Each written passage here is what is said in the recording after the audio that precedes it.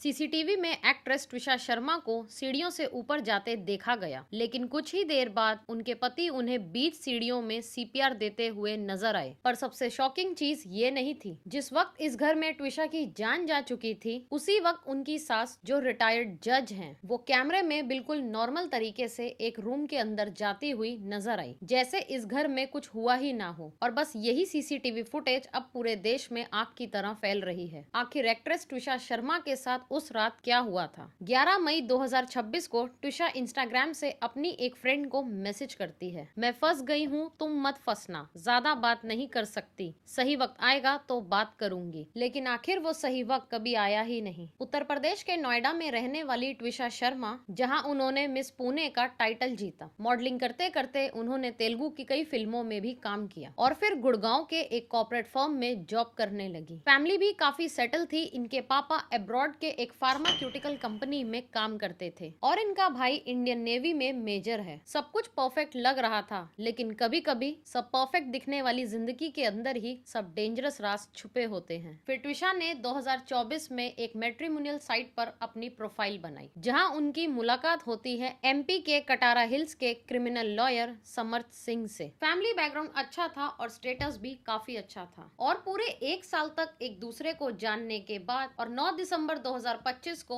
इनकी एक lavish wedding होती है। हर माँ बाप का सपना होता है कि उनकी बेटी ससुराल में खुश रहे, इसलिए ट्विशा के पेरेंट्स ने भी शादी में सब कुछ दिया ताकि उनकी बेटी को कभी कोई परेशानी ना हो। लेकिन सिर्फ 2 महीने के बाद सब कुछ बदलने लगा। फरवरी आते आते इनके झगड़े काफी बढ़ने लगे और धीरे धीरे सब कुछ खराब होने लगा। इसी बीच पता चलता है कि ट्विशा 2 मंथ्स की प्रेग्नेंट थी और यहीं से ये सारा मामला कंट्रोवर्शियल हो गया। एक पक्ष का कहना था कि ये बच्चा उनका नहीं था, जबकि दूसरा पक्ष ये कह रहा था कि ट्विशा इतनी जल्दी मां नहीं बनना चाहती थी। फिर आता है 12 मई 2026, वो दिन जिसके बाद ट्विशा कभी जिंदा नहीं दिखी। उसी दिन रात 10:05 पर ट्विशा ने अपनी माँ को लास्ट टाइम कॉल किया था। वो कुछ बताना चाहती थी, मानो अंदर से टूट सी गई हो। कॉल पर वो इतना ही कह पाती हैं, अब सही नहीं हो रहा है, और तभी उनके पति रूम में अंदर आ जाते हैं और कॉल अचानक से कट जाता है। उनकी माँ कई बार कॉल करती रही, लेकिन बात नहीं हो पाई और 1 घंटे के बाद ठीक 11 बजे ट्विशा की सास ने ट्विशा की माँ को कॉल किया। ट्विशा सांस नहीं ले पा रही और हम उसे एम्स ले जा रहे हैं। एक माँ पर ये सुनकर क्या गुजरी होगी। ट्विशा के पेरेंट्स नोएडा से भोपाल पहुँचते हैं, जहाँ अपनी बेटी को ऐसी हालत में देखकर उनका बुरा हाल हो जाता है। लेकिन ये स्टोरी यहाँ से और भी ज्यादा डिस्टर्बिंग हो जाती है।